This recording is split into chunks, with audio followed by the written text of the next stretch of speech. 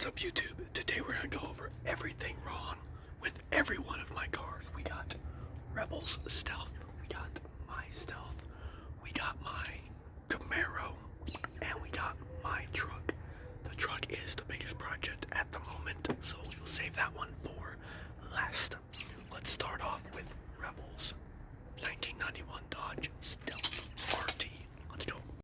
Okay, so here we have Rebel's 1991 Dodge Stealth RT 5-speed manual. It's a little dark out, but so this car was running good, driving good. Has like 180,000 miles on it, maybe 170. But she was driving it one day, and the clutch just fried itself, basically. But I didn't know that. So I drove it again and burnt the crap out of it. It was really bad. I coasted home. I barely made it. So we gotta take it to a shop, get the clutch fixed, and then there's a couple other issues I'll talk about in a second. I love this sound though. Absolutely love the windshield tapping.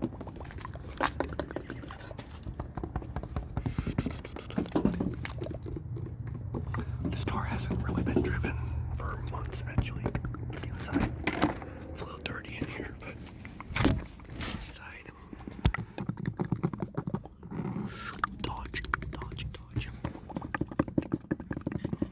It still starts up, runs fine, kinda. It does have a miss, that's not an issue. It has a miss. It could be just plugs and wires, it could be something more major.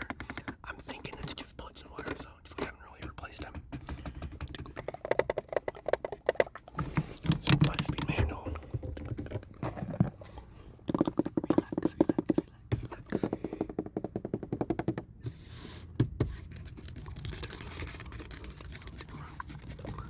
Steering wheel.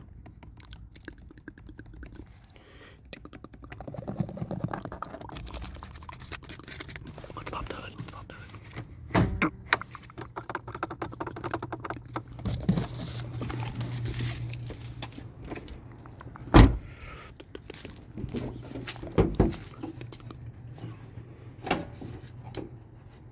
I can never open her hood properly. So here's her engine. It's where did that come from? Oh, up there. It's a V6 dual overhead cam, 24 valve, 3.0 liter, 3000 GT.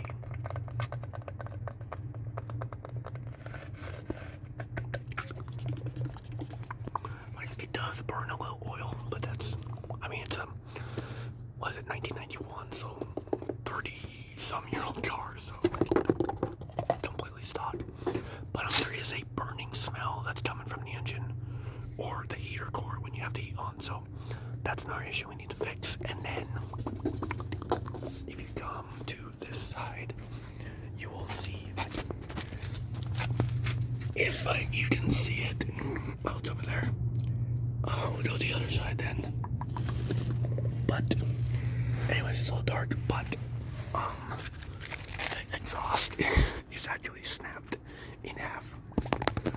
So it's kind of loud, and with the miss, it really sounds real bad, but kind of simple fixes other than the clutch. That's a bigger fix, but once we have that going and the miss, it should be a good run car for her again. Really should cost between $1,000 and $2,000 to get her going. So this is the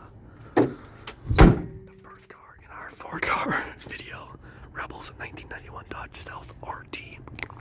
Now we're gonna move on to a car you all know and love very much, my 1991 Dodge Stealth RT that has been rebuilt for way more than it should have been. Let me tell you what's wrong with it though. So as we all know, I took this shop in a couple months ago, and it cost 10 grand to get the stock engine rebuilt, and I get the car back, and we have issues. Not engine issues though, accessory issues. And we're gonna talk about them, because I've been driving this to work every day, and it's getting bad.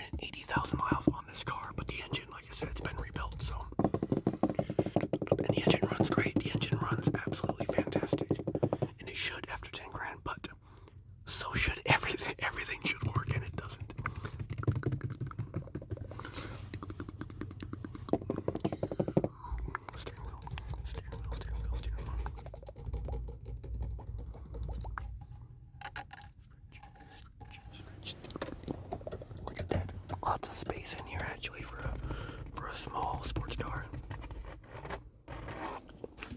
Also a 5-speed manual. Top speed in this car is 140 miles an hour. And yes, I have gone that fast in it. Let's pop the hood and show you some issues. So the first issue is I have a brake problem. The brake is rubbing really bad, especially when I turn to the right. And it sounds horrible. So that's gotta be fixed. Now let's pop the hood here. Show you the freshly rebuilt engine. Fancy, ain't it? Fancy. Still kind of dirty, but it's kind of warm actually because I drove it today. Once again, 3000 GT, same car as Rebel's car. I do have a cold air intake, which the shop actually broke. I don't know if you can see, but it's all cracked and stuff right there, but not terrible.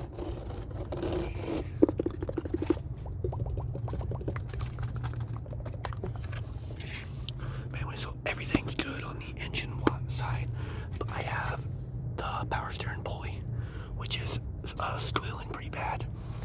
The power steering actually, let me turn the flashlight on. The power steering, you can't see down there because the flashlight won't work while I'm recording, but power steering is leaking like hell. Bad power steering leaking.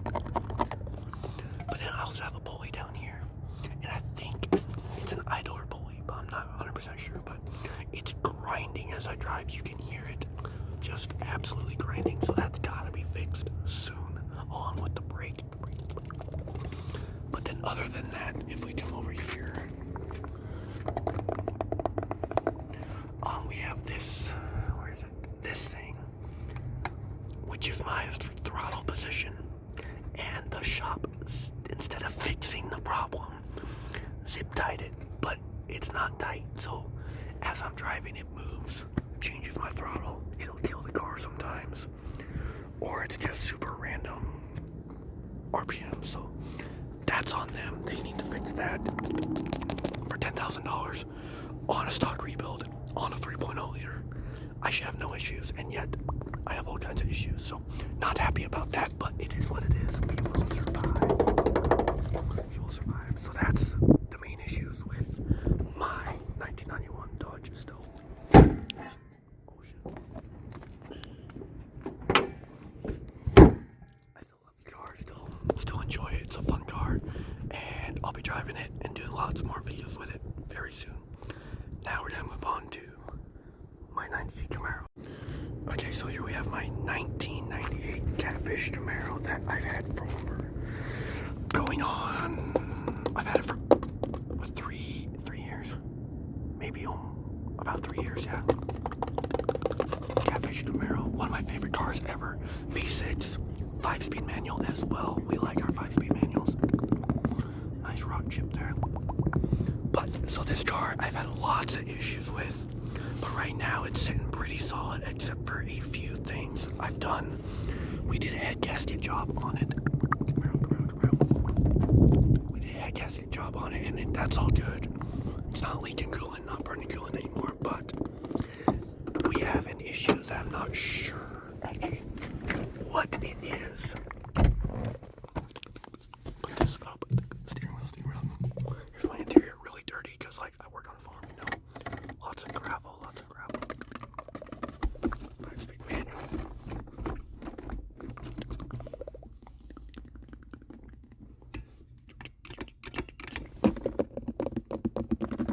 Really nice interior actually. We got a lot of stuff here, but not bad. Hey, come on, turn on.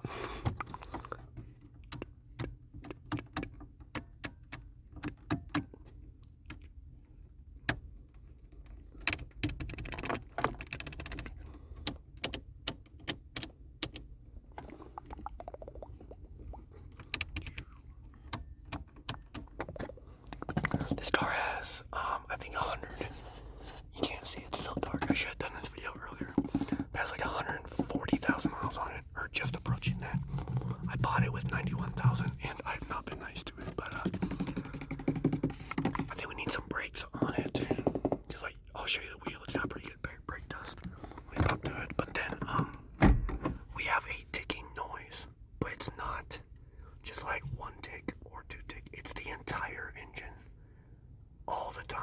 constantly, and I don't understand why.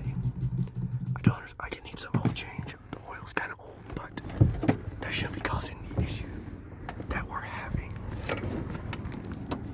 And I'll show you. I won't show you. I won't start it, but and like you can see all the brake dust. It's something's wrong with the brakes. It's a lot of brake dust, but popped out here on the 3.8 liter V6. 3.8 liter, just put a brand new battery in and we had starting issues. I've actually exploded these blinkers before. If you go back through my TikTok channel, I have a video of the exploded blinkers. 3800 series, 3.8 liter V6. Absolute pain to work on. But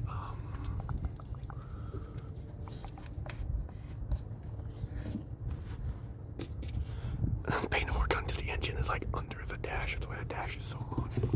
But no, we have a ticking noise from every cylinder, every valve, and I don't understand why, because we didn't have it and it just started. So I'm not sure the issue's there, but that is basically the only issue with this car, actually. Not the only issue with this car. Otherwise, everything's really good. Like I said, we did a gasket job on it.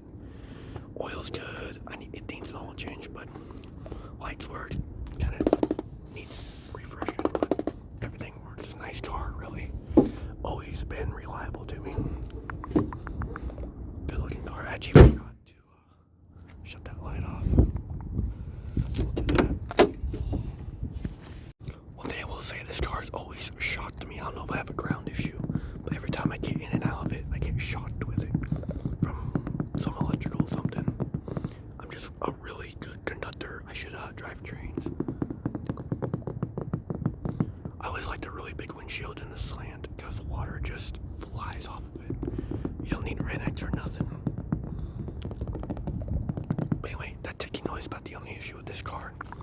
This is my third car, 1998 Catfish Camaro, onto my 2000 F250 V10 pickup truck. Now this thing I've had for under a year. It has 350,000 miles on it. And really we haven't had many issues with it until very, very recently. And I'm gonna show you guys a little bit of the issues. I'm not sure exactly what's wrong, but I will say there's lots of oil underneath. Lots of oil underneath. So we got F250 Super Duty. Come here, we got the Triton V10. Little aftermarket headlights, aftermarket wheels. 4x4, obviously. Flattened out emblem. Definitely like a high school or kid's truck for sure. But we're gonna go inside a little bit. The interior is super nice. I'll turn some lights on. Interior, as you can see, is hella dope. Really nice aftermarket stereo. 10-inch sub behind that seat. But really, really clean interior. It's like almost, it smells like a new truck in here. Very clean. A little trash there, but very clean, very dark. Very clean truck. Like I said, I don't know if you can see, but 353,000 miles on her. So like, not a big surprise that we have engine issues, you know, because lots of mileage on a V10 gasser. But let's pop to it and I'm gonna show you some stuff. Anyways, I got a light on finally on my phone. I'll show you all the oil. Lots of fun. But other than all the oil, we've never had any issues with the truck. Here's a big boy V10 6.8 liters. V10 train. You can see a little bit of splatter down there, but this side, the engine's really good. Dry, nice and clean. Train V10, see. But if we come over here, big old battery.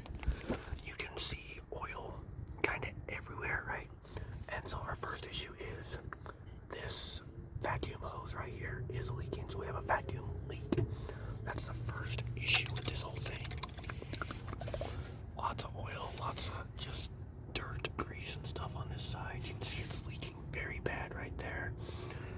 If you look down here, you can see more oil. The U.S. government might come after me with all this oil. But basically, I was driving it from home from work one day. I heard a really loud pop, and then it got super loud, like almost like I lost the exhaust. Which I'll show you a theory in a minute about that. And then I just really couldn't drive it. Like, it runs, it drives, it seems to have power, but something's not right. I'll show you underneath here. Now, our first issue here is, if you look very closely, right there we have a broken bolt, and right there we have a broken bolt on the exhaust manifold. And actually, one of these, I think it's that one, is missing a gasket.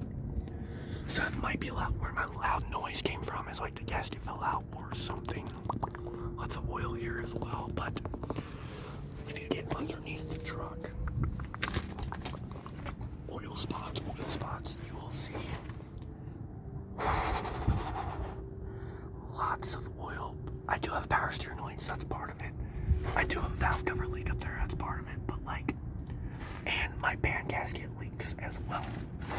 So that's like where all the oil's coming from. But I really don't know the big issue that caused it to destroy his not work the other day. Oil, more oil. If you look under here, more oil there, more oil. Ooh, look, more oil. Lots more oil. Let's come. More oil. Hey, I found more oil. Even more oil. Even more oil right here at me.